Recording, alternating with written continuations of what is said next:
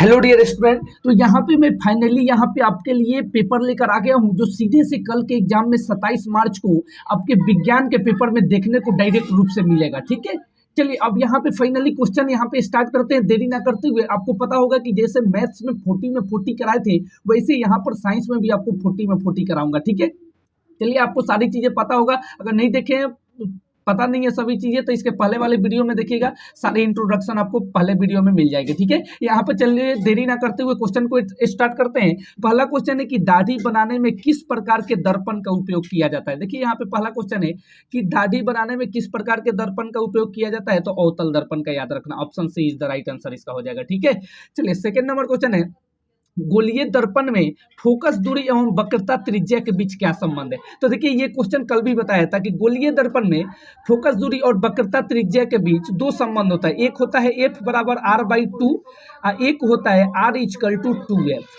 ठीक है, अब दोनों में से जो भी ऑप्शन में दिया होगा वो आपको सही कर देना है। ठीक है, तो देखिए ऑप्शन में दिया है F बराबर R/2 यानी option B is the right answer हो जाएगा इसका। ठीक है, तो ऑप्शन बी इसका सही आंसर हो जाएगा। ठीक है, चलिए यहाँ पे सेकंड नंबर क्वेश्चन हो गया। अब चलते हैं अपने थर्ड नंबर क्वेश्चन की तरफ। ठीक है, इसका भी सही हो जाएगा। थर्ड नंबर क्वेश्चन है प्रकाश के अपवर्तन की क्रिया में कौन सी भौतिक राशि अपवर्तित होती है। फर्स्ट नंबर ऑप्शन है आवृत्ति, वेग, तरंग दैर्घ्य, इनमें से कोई नहीं। तो देखिए यहाँ पूछ रहे हैं प्रकाश के अपवर्तन की क्रिया में कौन सी भौतिक राशि अपवर्तित होती है, तो आवृत्ति याद रखना, आवृत्ति। ठीक है, क्योंकि अपवर्तित का मतलब कि एक माध्यम से दूसरे माध्यम में जब प्रकाश एक माध्यम से दूसरे माध्यम में जाता है तो ये मुड़ जाता है इस तरीके से। तो चलिए 4 नंबर क्वेश्चन की तरफ चलते हैं। 4 नंबर आपको क्वेश्चन समझाते हैं। देखिए 4 नंबर क्वेश्चन है अवतल दर्पण से परावर्तन के बाद किरण किस बिंदु से होकर गुजरती है। तो देखिए अवतल दर्पण में परावर्तन के बाद, देखिए ये अवतल दर्पण है, ये आपका मुख्य अक्ष है। अब मुख्य अक्ष से यहाँ पर से जब किरण आती है तो यहाँ पर ये फोकस होती है, तो फोकस से होकर गुजर जाती है। ठीक है, तो किसी दर्पण में वस्तु को कहीं भी रखे जाए, फोर्थ नंबर है अवतल दर्पण से परावर्तन के बाद कहीं भी वस्तु रखी जाए तो वह फोकस से ही होकर गुजरती है, यानी option B is the right answer इसका हो जाएगा। ठीक है, फोकस। चलो अगला क्वेश्चन है मेरा 5 नंबर क्वेश्चन है यहाँ पे कि किसी दर्पण से वस्तु को कहीं भी रखने से वस्तु के आकार सीधा प्रतिबिंब बनता है तो दर्पण होता है। देखिए सीधा से समतल हो जाएगा। ठीक है, सीधा से सीधा बनता है तो वह समतल होगा। ठीक है, तो option C is the right answer हो जाएगा। ठीक है, चलिए 6 नंबर क्वेश्चन है प्रकाश के अपवर्तन के कितने नियम है, तो 2 नियम है। ठीक है, प्रकाश के अपवर्तन के 2 नियम है। अगर पूछे कि परावर्तन के कितने नियम है तो भी 2। प्रकाश के परावर्तन के भी 2 नियम है और अपवर्तन के भी 2 नियम है। ठीक है, चलिए अगला क्वेश्चन की तरफ चलते हैं। 7 नंबर क्वेश्चन ये रहे आपके स्क्रीन पे। 7 नंबर क्वेश्चन यहाँ पे है कि किसी गोलीय दर्पण की वक्रता त्रिज्या 50 सेंटीमीटर है तो फोकस दूरी क्या होगा। तो फोकस दूरी पूछ रहा है तो F बराबर R/2 होता है। ठीक है, तो R हमारा है 50, तो 50/2 यानी क्या हो जाएगा 25 सेंटीमीटर। 25 सेंटीमीटर यानी option C is the right answer हो जाएगा। ठीक है, चलिए अगला क्वेश्चन नेक्स्ट क्वेश्चन की तरफ चलते हैं। देखिए 8 नंबर क्वेश्चन ये रहे आपके स्क्रीन पे। 8 नंबर क्वेश्चन है 1 मीटर फोकस दूरी वाले उत्तल लेंस की क्षमता क्या है, यानी P का वैल्यू बताना है। तो P बराबर 1/F होता है। ठीक है, तो 1 मीटर दिया है तो 1 रख दीजिए, 1 से 1 कटा तो 1 आ जाएगा, यानी ये डायोप्टर में आ जाएगा। ठीक है, तो यहाँ पे उत्तल लेंस की जो क्षमता मापी जाती है वो डायोप्टर में होता है। ठीक है, और यहाँ पे प्लस में होगा कि माइनस में होगा, तो देखिए जब उत्तल लेंस पूछ रहा है तो प्लस में होगा, यानी प्लस का 1D, यानी option B is the right answer हो जाएगा। और अवतल लेंस रहता तो फिर माइनस का हो जाता। ठीक है, चलिए अगले क्वेश्चन की तरफ चलते हैं। यहाँ पे देखिए 9 नंबर क्वेश्चन ये रहे आपके स्क्रीन पे। 9 नंबर क्वेश्चन बोल रहा है कि किसी उत्तल लेंस की फोकस दूरी हमेशा होती है। देखिए उत्तल लेंस तो प्लस का होगा। ठीक है, उत्तल लेंस रहे तो प्लस और अवतल लेंस रहे तो फिर वहां पे माइनस हो जाएगा। ठीक है, याद रखिएगा दोनों को। ठीक है, उत्तल लेंस तो प्लस, अवतल लेंस तो माइनस। ठीक है, चलिए 10 नंबर क्वेश्चन है प्रकाश का वेग न्यूनतम होता है तो जल में प्रकाश का वेग जो होता है वो न्यूनतम होता है। ठीक है, चलिए और सबसे अधिक किस में होता है, तो निर्वात में होता है। सबसे कम जल में और सबसे अधिक प्रकाश का जो वेग होता है वो निर्वात में होता है। ठीक है, तो यहाँ कम पूछ रहा है, सबसे न्यूनतम यानी कम तो जल में हो जाएगा। ठीक है, चलिए अगला क्वेश्चन 11 नंबर क्वेश्चन ये रहे आपके स्क्रीन पे। देखिए 11 नंबर क्वेश्चन है 4D क्षमता वाले अवतल लेंस की फोकस क्या होगी, यानी F = 1/P। ठीक है, अब 1/P तो 1 के जगह P के जगह 4 रख दीजिए। ठीक है, और ये सेंटीमीटर में निकलेगा, यहाँ देखिए सेंटीमीटर में दिया हुआ है। ठीक है, तो इसे 100 से मल्टीप्लाई कर दो। ठीक है, तो ये कितना हो जाएगा 25, यानी इसका सही आंसर हो जाएगा 25 सेंटीमीटर, ठीक है। Option B is the right answer हो जाएगा, ठीक है। चलिए 12 नंबर यहाँ पे क्वेश्चन है कि किसी उत्तल लेंस का फुक्सांतर 50 सेंटीमीटर है तो क्षमता क्या होगा, यानी पी का वैल्यू बताना है। तो वही पी बराबर क्या होगा 1/f, ठीक है। तो 1/f 1/50, ठीक है। चलिए तो ये किस में निकलेगा, यहाँ देखिए तो ये किस में निकल जाएगा, इसमें आपको 1/50 है, जब इसे पॉइंट पे कीजिएगा तो ये कितना होगा 0.5 होगा, और इसे 100 से फिर यहाँ पे डिवाइड करना पड़ेगा, ठीक है। तो ये हो जाएगा आपका 5 हो जाएगा, ठीक है। 5 यानी 5D अब किसका होगा, तो उत्तल लेंस यानी 5 प्लस का डी हो जाएगा, ठीक है। यानी option A is the right answer हो जाएगा, ठीक है। चलिए अगले क्वेश्चन के तरफ चलते हैं। चलिए अगला नेक्स्ट क्वेश्चन है हमारा 30 नंबर, देखिए अगला नेक्स्ट क्वेश्चन कि प्रकाश का वेग सर्वाधिक होगा, प्रकाश का वेग सर्वाधिक किस में होता है, तो निर्वात में, पहले ही बता दिया है, ठीक है। सबसे कम पूछे तो पानी में यानी जल में, और सबसे अधिक निर्वात में, ठीक है। चलिए अगला क्वेश्चन है यहाँ पे देखिए 14 नंबर क्वेश्चन है कि दिए गए प्रक्रम में कौन ऊष्माक्षेपी है, तो श्वसन, ऊष्माक्षेपी कौन है, तो श्वसन है, ठीक है। चलिए इसके बाद चलिए 50 नंबर क्वेश्चन ये रहे आपके स्क्रीन पे। 50 नंबर क्वेश्चन है चिप्स के पैकेट विकृत गंधिता से बचने के लिए कौन सी गैस डाली जाती है, तो याद रखिए जो चिप्स खाते हैं ना, चिप्स, ठीक है, वो जो उसमें जो फूली होती है गैस, उसमें कौन सी गैस होती है, तो ऑक्सीजन तो होती नहीं है, क्योंकि ऑक्सीजन के संपर्क में उसे नहीं लाना है, नाइट्रोजन गैस उसमें होती है, ठीक है। तो option B is the right answer, option है मार दीजिए। सारे इंपॉर्टेंट क्वेश्चन है, 100% आपके एग्जाम में यहाँ से क्वेश्चन पूछे जाएंगे, ठीक है। चलिए 16 है जंग लगना किस प्रकार की अभिक्रिया है, जंग लगना वियोजन अभिक्रिया है, ठीक है। जब यहाँ पे देखिए जब Fe में जब O को Fe O होगा, तो जब इसे हम तोड़ेंगे तो Fe प्लस O हो जाएगा, यानी वियोजन अभिक्रिया है ये, ठीक है।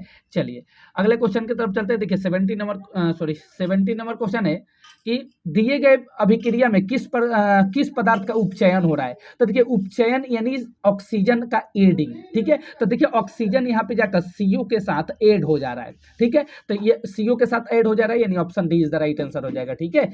चलिए तो C के साथ ऐड हो जा रहा है, यानी CO, option D is the right answer हो जाएगा, ठीक है। चलिए 18 नंबर क्वेश्चन ये रहा आपके स्क्रीन पे। 18 नंबर है दिए गए कौन सा रासायनिक समीकरण संतुलित है, तो देखिए यहाँ पे 2 ऑक्सीजन और 2 4 ऑक्सीजन, यहाँ देखिए यहाँ पे ऑक्सीजन, यहाँ पे देखिए 3 और 1 4, यहाँ पे 4 ऑक्सीजन, ठीक है। तो यानी ये option A is the right answer हो जाएगा, ये संतुलित है, ठीक है। चलिए अगला क्वेश्चन की तरफ चलते हैं। देखिए नेक्स्ट क्वेश्चन 19 नंबर क्वेश्चन है यहाँ पे कि दिए गए चित्र में कौन सी अभिक्रिया हो रही है, तो देखिए Pb प्लस CuCl2, तो Pb के साथ जाकर ये Cl2 मिल जा रहा है, ठीक है। देखिए Pb के साथ जाकर Cl2 मिल जा रहा है और Cu को बाहर कर दे रहा है, यानी विस्थापित कर दे रहा है, यानी अलग कर दे रहा है। तो विस्थापित का मतलब होता है अलग, यानी विस्थापन, तो विस्थापन अभिक्रिया हो जाएगा, option D is the right answer हो जाएगा, ठीक है।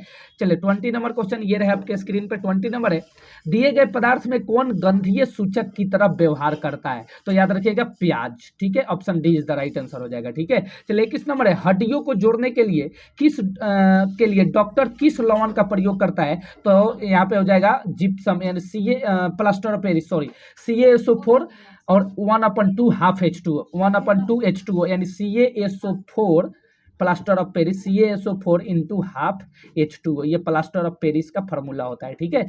तो यहाँ पे डी नंबर ऑप्शन सही हो जाएगा, प्लास्टर ऑफ पेरिस का यूज करता है डॉक्टर हड्डियों को जोड़ने के लिए, जो सफेदी लगाता है वहां पे सफेदी करता है, वो बहुत हार्ड होता है, किसी को मारने पे माथा भी फूट सकता है उसका, ठीक है। चलिए अगला क्वेश्चन है यहाँ पे 22 नंबर, विरंजक चूर्ण का रासायनिक सूत्र, विरंजक चूर्ण का सूत्र क्या है, तो यहाँ पे CaCl2, ये तो 2-3 बार क्वेश्चन 3-4 वीडियो में ये दे चुका हूँ, CaOCl2 लमसम यहाँ पे क्वेश्चन पिछले वीडियो में कराए हैं, बहुत सारे क्वेश्चन उससे मिल रहा है, ठीक है। तो यहाँ से पता चल रहा है कि पूरी जोड़ तोड़ से यहाँ पे क्वेश्चन पूछे जाएंगे एग्जाम में यहाँ से, ठीक है। चलिए ये देखिए तो इसका CaOCl2 option C is the right answer हो जाएगा, ठीक है। चलिए अगला क्वेश्चन की तरफ चलते हैं। देखिए 23 नंबर क्वेश्चन ये रहा है आपके स्क्रीन पे, इस चित्र में कौन सी अभिक्रिया हो रही है, तो देखिए इसमें वियोजन अभिक्रिया हो रही है, ठीक है, यानी option B is the right answer हो जाएगा, ठीक है। चलिए इसमें जल का वियोजन हो रहा है, ठीक है, H2O और ये 2 भागों में बटेगा तो H2 प्लस O2, यानी जल का अपघटन हो रहा है, ठीक है। तो ये वियोजन अभिक्रिया हो रहा है यहाँ पे, ठीक है। चलिए 24 नंबर क्वेश्चन है यहाँ पे, टमाटर में कौन कौन सा अम्ल पाया जाता है, तो ऑक्जेलिक अम्ल पाया जाता है, याद रखना, ठीक है। Option D is the right answer हो जाएगा, ठीक है। चलिए अगला 25 नंबर यहाँ पे क्वेश्चन है कि तनुकरण प्रक्रिया में होती है, तनुकरण प्रक्रिया में होती है, तो ये देखो इसमें H+ और OH- आयन की सांद्रता से कमी, यानी option C is the right answer इसका हो जाएगा, ठीक है। चलो इसके बाद चलते हैं अगला क्वेश्चन, 26 नंबर क्वेश्चन ये रहे आपके स्क्रीन पे। निम्न में कौन प्रकाशीय वियोजन का उदाहरण है? AgBr, देखिए ये, ठीक है, प्रकाशीय वियोजन AgBr, ये प्रकाश के, जब प्रकाश से सनलाइट जब पड़ता है तो ये टूट जाता है Ag यानी यहाँ पे सिल्वर में, और Br यानी ब्रोमीन में, ठीक है। इसे सनलाइट से इसे किया जाता है, यानी प्रकाश के उपस्थिति में ये टूटता है AgBr, तो Ag और Br में, ठीक है। तो यही पूछ रहा है, प्रकाशीय वियोजन का उदाहरण है तो AgBr, ठीक है। चलिए आगे चलते हैं अपना 27 नंबर क्वेश्चन की तरफ कि अमीबा अपने किस अंग से भोजन ग्रहण करता है, तो कुटपाद से, याद रखना, option C is the right answer हो जाएगा, ठीक है। चलिए 28 नंबर क्वेश्चन है, पाचन प्रक्रिया में वसा का इम्लिशीकरण कौन करता है, तो पीत, option D is the right answer हो जाएगा, ठीक है। याद रखिएगा सारे क्वेश्चन को। अगला क्वेश्चन है यहाँ पे 29 नंबर क्वेश्चन ये रहे आपके स्क्रीन पे, निम्नलिखित में किस जीव में स्वपोषी पोषण होता है, तो याद रखिएगा आम में, यहाँ जीव बोल रहा है लेकिन ये तीनों तो होगा नहीं, अमरबेल भी नहीं होगा, कवक भी नहीं होगा, अमीबा भी नहीं होगा, तो आम हो जाएगा, यानी option D is the right answer हो जाएगा, ठीक है। चलिए 30 नंबर क्वेश्चन है, मानव हृदय में कितने कोष्ठ होते हैं? 4 होते हैं, कितने? 4, दाया अलिंद, बाया अलिंद, दाया नीले, बाया नीले, 4 कोष्ठक होते हैं, ठीक है। चलिए अगला क्वेश्चन है मेरा 31 नंबर क्वेश्चन यहाँ पे ये रहे आपके स्क्रीन पे कि श्वसन वर्णक किसे कहते हैं, तो क्लोरोफिल को, option A is the right answer हो जाएगा, ठीक है। चलिए अगला क्वेश्चन है 32 नंबर, उत्सर्जन तंत्र की क्रियात्मक इकाई को क्या बोलते हैं, क्या कहते हैं, तो ब्रिकाणु, नेफ्रॉन, इंग्लिश में नेफ्रॉन बोलते हैं और हिंदी में ब्रिकाणु बोलते हैं, ठीक है। याद रखिएगा, दोनों में से कोई भी ऑप्शन में पूछ सकता है, नेफ्रॉन हो तो नेफ्रॉन मारना, ब्रिकाणु हो तो ब्रिकाणु मारना, ठीक है, दोनों में से कोई भी मार देना, ठीक है, जो ऑप्शन में आपको दिया हो, ठीक है। चलिए आगे की तरफ चलते हैं, अगला क्वेश्चन देखने कोशिश करते हैं। 23 नंबर क्वेश्चन ये 33 नंबर क्वेश्चन ये रहा आपके स्क्रीन पे कि ब्रिक की क्रियाशीलता कम होने पर रक्त को शरीर से बाहर निकलकर छानने की प्रक्रिया को क्या कहते हैं, तो अपोहन यानी डाइलिजेशन कहते हैं, ठीक है, डिहाइड्रेशन कहते हैं, यानी अपोहन, हिंदी में बोलते हैं अपोहन, ठीक है। Option B is the right answer इसका हो जाएगा, ठीक है, याद रखिएगा। चलिए अगला 34 नंबर क्वेश्चन है, जनन की मूल घटना क्या है, तो डीएनए की प्राकृतिक बनना, ठीक है, डीएनए की प्रतिकृति बनना, ठीक है, option C is the right answer इसका हो जाएगा, ठीक है। चलिए अगला क्वेश्चन 35 नंबर क्वेश्चन देखिए, 35 नंबर ये रहा है आपके स्क्रीन पे, दिए गए चित्र में किस प्रकार का जनन हो रहा है, तो याद रखिए यहाँ पे जो जनन हो रहा है वो बहुखंडन हो रहा है, यानी option A is the right answer हो जाएगा, ठीक है। चलिए अगला क्वेश्चन देखिए, अगले क्वेश्चन 36 नंबर क्वेश्चन ये रहे आपके स्क्रीन पे कि नर युग्मक तथा मादा युग्मक के संलयन को क्या कहते हैं, 4-5 बार ये क्वेश्चन करा चुका हूं, निषेचन कहते हैं, ठीक है। चलिए अगला क्वेश्चन है यहाँ पे कि लड़कों में यौन अवस्था के लक्षणों का नियंत्रण कौन हार्मोन करता है, तो टेस्टोस्टेरोन, ठीक है। लड़कों की बात है तो टेस्टोस्टेरोन, लड़कियों की बात है तो प्रोजेस्टेरोन, याद रखना, ठीक है। चलिए तो अभी लड़कों की बात हो रहा है टेस्टोस्टेरोन, लड़कियों की बात है तो प्रोजेस्टेरोन मारते हैं, ठीक है।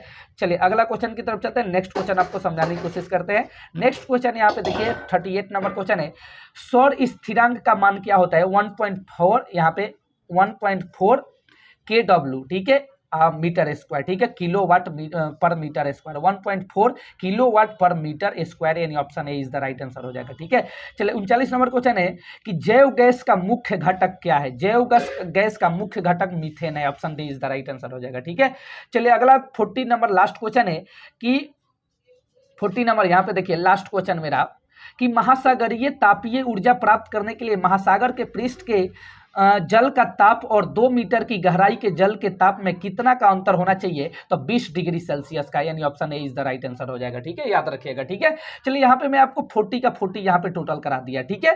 तो यहाँ से आपके क्वेश्चन एग्जाम में पूछे जाएंगे, ठीक है, 100% प्रिपरेशन कर लेना। इसके पहले जो वीडियो दिए हैं यहाँ पे इस चैनल पे जोर तोड़ से आपकी तैयारी कराई जा रही है, सारे वीडियो को देख के जाना। 40 में 40 आप MCQ कर क्या आओगे, यहाँ पे मैं आपको 100% नहीं नहीं 200% गारंटी देता हूं कि आप वहां पे 100 नहीं 200% गारंटी देता हूं कि 40 में 40 एमसीक्यू करके आएंगे, यदि मेरे चैनल से जुड़ जाते हैं और सारे वीडियो को कल तक वॉच कर लेते हैं। ठीक है, चलिए इसके बाद नेक्स्ट वीडियो में मिलते हैं। चैनल पे नए हैं तो चैनल को जरूर सब्सक्राइब कर लीजिएगा ताकि सभी वीडियो का नोटिफिकेशन सबसे पहले आप तक पहुंचे और आप सारी वीडियो का लाभ उठा सके और आप 40 में 40 एमसीक्यू करके आ सके, एग्जाम में गर्दा मचा के आ सके। ठीक है, तो मिलते हैं नेक्स्ट वीडियो में, तब तक के लिए goodbye, love you all.